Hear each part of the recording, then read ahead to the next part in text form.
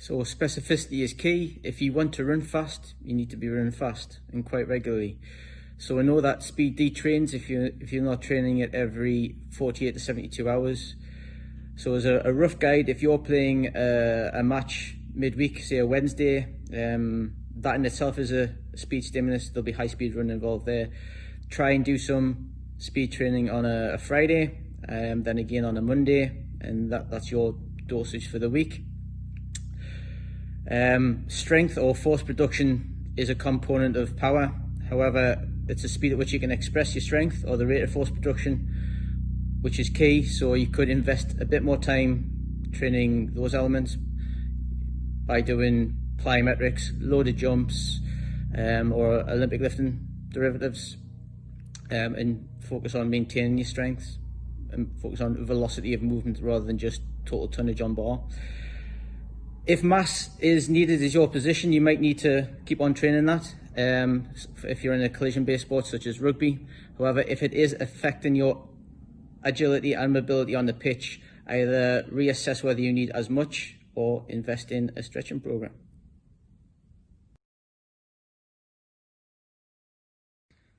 So definitely dynamic before performance.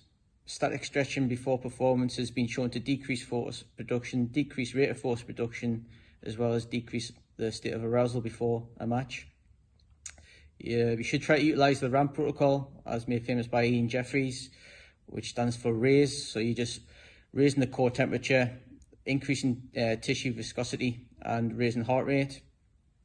Activating key muscle groups that are going to be used in the sport and action, as well as like activating the thought process of training, like getting in the mind zone to perform. Mobilize multiple joints through the full range of movement, paying attention to control that movement at the joint's end range for the sport and action. And then finishing on potentiation, which is finishing on something that is going to mimic the activity that you're going to go into. So if you are going to go into a drill which includes a lot of change of direction, you should be finishing on change of direction at high speeds with intent. Static stretching should be delivered at the end of the session, where you're focusing on restoring or developing tissue length.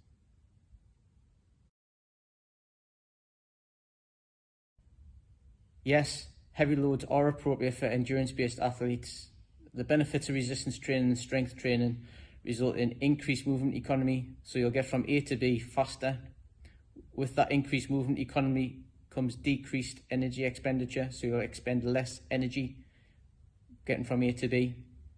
There's also a reduced rate of injury. Okay, so you'll produce a more robust, tolerable athlete who can withstand the training process as well as the competition process of the sport. There's also a massive psychological benefit. It breaks up the monotony of training. It gives the athlete confidence, makes them feel good. I'm a big believer that stronger works for longer. But again, all this has to be wrapped up in a really well organised, well executed, periodised plan. Resistance bands can be used to improve your performance. Once a good solid strength base is established, they can be used to add a nice little variation to power training.